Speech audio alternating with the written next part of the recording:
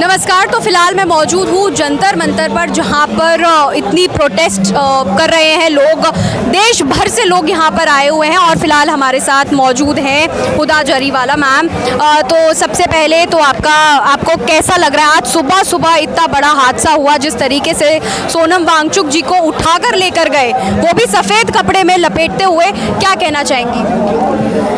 देखिए, सबसे पहले तो आप लोग जो यहाँ पे आके इतनी गर्मी में, आप लोग काफ़ी टाइम से मुझे मानता है यहाँ पे मौजूद हैं, इतनी गर्मी में धूप में जो कवरेज कर रहे हैं उसके लिए आप लोगों का बहुत बहुत शुक्रिया। क्योंकि गोदी मीडिया या जितने मेन स्ट्रीम मीडिया के चैनल्स जो आए थे, हमने सुबह से उनकी कवरेज देख रहे हैं, लेकिन कोई भी coverage pro CJP, pro people, pro education, इसमें से कोई भी नहीं थी। ये सारे जितने लोग थे, ये सिर्फ अपना अपना एक गवर्नमेंट का एजेंडा लेके आए थे। इस वजह से स्टूडेंट से भी मेन स्ट्रीम मीडिया को अंदर नहीं आने दिया। ये एक बहुत बड़ी बात इस प्रोटेस्ट में देखने की रही है। जहाँ तक सोनम वांगचुक जी का सवाल है, अगर आप उनकी इज्जत करते हुए, उनकी तबीयत का ख्याल रखते हुए, उनके हित के लिए अगर आप आए थे, तो why would you take him wrapped under white sheets? आपको कायदे से उनको इज्जत तरीके से, इज्जतदार तरीके से आप उनको ले जा सकते थे। उनके वाइटल स्टेबल थे, कल तक उनके वाइटल स्टेबल थे, आज भी सफदरजंग हॉस्पिटल में उनके वाइटल स्टेबल ही दिखाए गए। So what was the need of taking him? सरकार क्या डर गई है? क्योंकि हम ये जानते हैं कि जब जब ये सरकार डरती है, पुलिस को आगे कर देती है।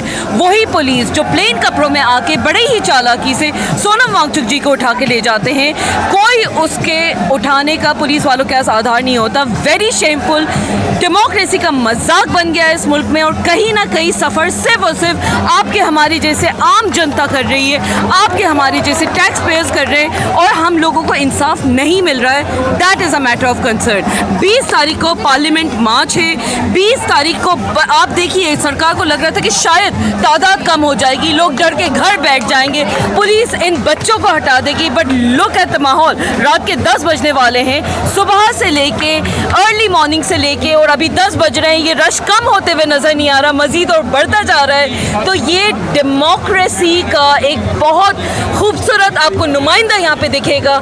डेमोक्रेसी दर्शाते हुए ये बच्चे अपनी आवाज़ उठाते हुए यहाँ खड़े हैं। सलाम है उन आवाज़ को, सलाम है इस मकसद को, सलाम है सोनम वांगचुक जी, अभिजीत दिपके और जितने तमाम CJP के तहत, या नेहा, मनीष, अमीन, जितने जो और स्टूडेंट्स हैं, जितने लोग हंगर स्ट्राइक पे बैठे हैं, जितने लोग शुरू दिन से लेके अब तक इस प्रोटेस्ट का समर्थन कर रहे हैं, सलाम है उन लोगों को। और सलाम है आप जैसे मीडिया वालों को, जो सही मायने में एजेंडा सामने रखते हैं, ना कि नफरत की बातें, ना कि गोदी मीडिया का एजेंडा, ना कि इस सरकार का नफरत फैलाने वाला एजेंडा। बहुत बहुत शुक्रिया।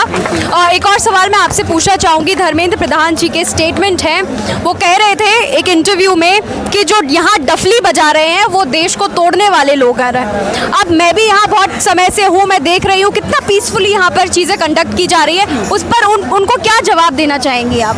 देखिए, यहाँ पे लोग डफली बजा रहे हैं। भाई, डफली तो एक बहुत प्यारा म्यूजिकल इंस्ट्रूमेंट है। लोग अपनी अगर आवाज़ उठा रहे हैं तो सरकार को इससे मसला क्यों हो रहा है? डर क्यों रही है सरकार की हालत क्यों ख़राब हो रही है?